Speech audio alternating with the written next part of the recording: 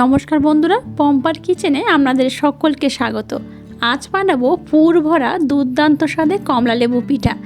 মাত্র এক বাটি সুজি হলেই কিন্তু এই পিঠাটা বানানো হয়ে যায়। আর এই পিঠাটা দেখতে যেমন সুন্দর, খেতে তেমনই অপূর্ব, অসাধারণ। আমার মতো এই পিঠাটা একবার বানিয়ে দেখবেন। বাচ্চা থেকে বড়, বিশেষ করে বাচ্চারা ভীষণই আকৃষ্ট হবে। আর একবার খেলে দেখবেন বারবার খেতে ইচ্ছা হবে। তাহলে চলুন আজকের কমলালেবু পিঠার রেসিপিটা দেখে নেওয়া যাক। প্রথমে গ্যাসটাকে জেলে দিয়ে একটা কড়া বসিয়ে কড়াটাকে প্রথমে খুব ভালোভাবে গরম করে নেব।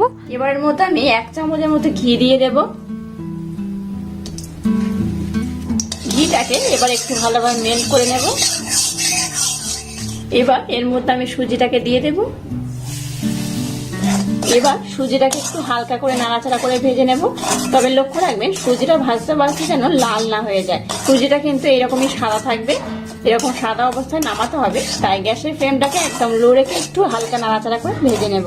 দেখুন সুজিটাকে আমি 1 থেকে 2 মিনিট ধরে একটু নাড়াচাড়া করে ভেজে নিয়েছি। আর দেখুন সুজির কালার কিন্তু একদমই চেঞ্জ হয়নি, যেমন সাদা ছিল সেই রকম কিন্তু সাদা রয়েছে।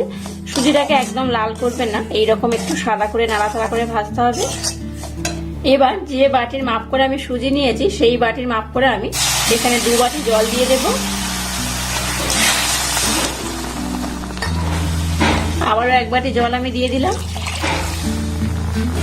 আপনারা যে যেমন পাত্র নেবেন সেই পাত্রের মাপ করে কিন্তু এই অনুপাতে জল আর সুজিটাকে ব্যবহার করবেন। যতটা সুজি নেবেন তার ঠিক ডবল পরিমাণে জল দিতে হবে। জলটাকে দেওয়ার পর এবার জলের সাথে সুজিটাকে মিক্স করে একটা টাইট ডোতে পরিণত করতে হবে। এইভাবে কন্টিনিউ নাড়াচাড়া করবেন, দেখবেন একটা খুব সুন্দর টাইট ডোতে পরিণত হবে। দেখুন সুজিটাকে কন্টিনিউ নাড়াচাড়া করতে করতে একটু টাইট ডোতে আমি পরিণত করে নিয়েছি। এবার এখানে আমি দিয়ে দেবো অরেঞ্জ ফুড কালার। খুব বেশি দরকার নেই, 3 থেকে 4 ফোঁটা দিলেই হবে। এবার ফুড কালারের সাথে সমস্ত উপকরণ আমি খুব ভালোভাবে এইভাবে একটু মিক্সড করে নেব।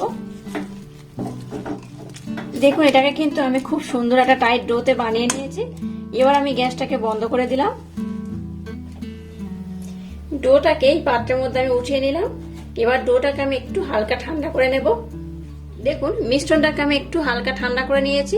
আর খুব বেশি গরম নেই, খুব বেশি ঠান্ডাও নেই, এইরকম ঠান্ডা করতে হবে। এবার এখানে এই চামচের 1 চামচ ময়দা দিয়ে দেব।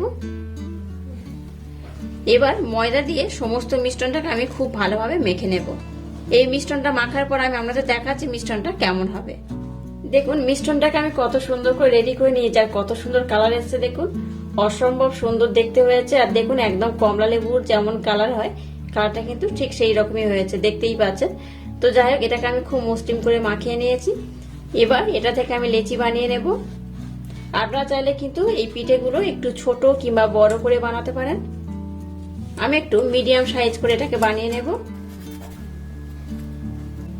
এর মধ্যে যেহেতু আমি পুর ভরবো, যেহেতু আমি পুর ভরা কমলালেবুর পিঠা বানাচ্ছি, তাই কিন্তু এইরকম একটু ছোট ছোট করে আমি বানাবো। এইভাবে প্রথমে আমি লেচিগুলোকে বানিয়ে নেব। দেখতেই পাচ্ছেন লেচিগুলো কেমন হয়েছে, খুব বড় নয় আবার খুব ছোটও নয়, ঠিক এইরকমই হবে। এবার এই লেচিগুলোকে আমি একটু চাপ দিয়ে দিয়ে গোল করে নেব। এটাকে গোল করার পর দেখুন একটু বাটি করে এইভাবে বাটির মতো করে বানিয়ে নেব। এবার যে পুরটাকে বানিয়েছিলাম সেই পুরের মধ্যে আমি দিয়ে দেব। পুরটা কিন্তু খুব বেশি দেবেন না, একটু অল্প করে দেবেন। আর এবার এটাকে আমি গোল করে মুড়ে নেব। এইভাবে একটু গোল শেপ করে মুড়ে নিতে হবে।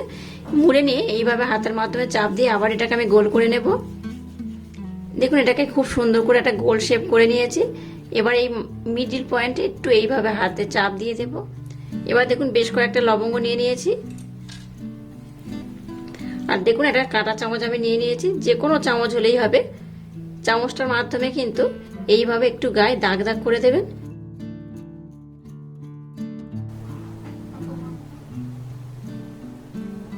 দেখুন এই কমলা লেবুর পিঠাটার মধ্যে এইভাবে কিন্তু একটু দাগ দিয়ে দেবেন, তাহলে কিন্তু দেখতে খুব সুন্দর হবে। দেখলেন তো কত সুন্দর দেখতে হয়েছে। এবার একটা লবঙ্গ নিয়ে এই মিডিল পয়েন্টে এইভাবে কিন্তু বসিয়ে দিতে হবে। আর এইভাবে আমি প্রথমে সবগুলোকে খুব সুন্দর করে বানিয়ে নেব। একইভাবে আরেকটা আমি বানিয়ে দেখিয়ে দিচ্ছি।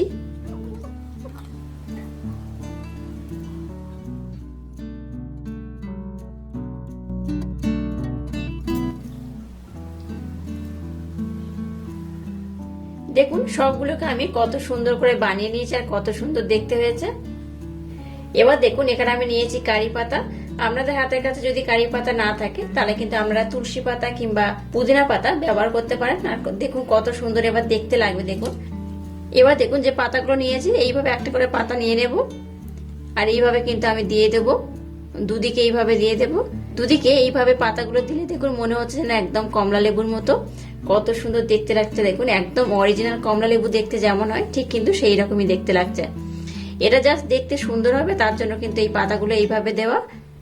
আপনারা চাইলে কিন্তু এটাকে স্কিপও করতে পারেন, নাও ব্যবহার করতে পারেন, তবে এইভাবে পাতাগুলো দিলে দেখতে খুব সুন্দর হয়।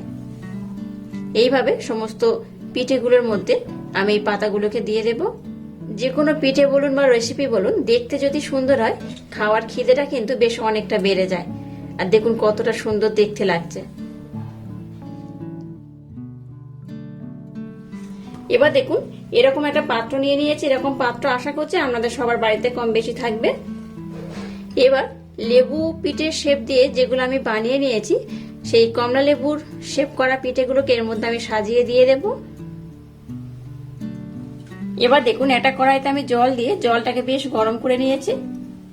এবার যে ছিদ্রযুক্ত থালাটার মধ্যে আমি পিঠেগুলো বসিয়েছি সেটার মধ্যে আমি বসিয়ে দিলাম। এবার এটাকে ঢাকা দিয়ে কিছুক্ষণ আমি ভাপিয়ে নেব। এটা হয়ে যাওয়ার পর আমি আপনাদের জানিয়ে দেব এটা হতে কত সময় লাগলো। দেখুন এটা কিন্তু খুব সুন্দরভাবে হয়ে গেছে আর বেশিক্ষণ কিন্তু সময় লাগেনি। 5 থেকে 10 মিনিট হলেই কিন্তু এটা খুব ভালোভাবে ভাপানো হয়ে যাবে। আর দেখুন এটা ভাপানোর পর কালারটা কিন্তু একদম চেঞ্জ হয়ে গেছে, একদম কমলা লেবুর মতোই দেখতে হয়েছে। দেখতেই পাচ্ছেন কত সুন্দর। যাই হোক এবার এটাকে আমি একটু ভালোভাবে ঠান্ডা করে নেব। ঠান্ডা করার পর আমি আপনাদের সাথে নেক্সট স্টেপ শেয়ার করব। দেখুন পিঠেগুলোকে আমি একটু হালকা ঠান্ডা করে নিয়েছি। এবার এটাকে আমি উঠিয়ে নিয়েছি। দেখুন কত সুন্দর দেখতে হয়েছে। প্রত্যেকটা পিঠে দেখুন একদম কমলা লেবুর মতো দেখতে হয়েছে। অবশ্য বাড়িতে আমার মতো একবার ট্রাই করবেন, আশা করছি আপনাদের ভীষণ ভালো লাগবে।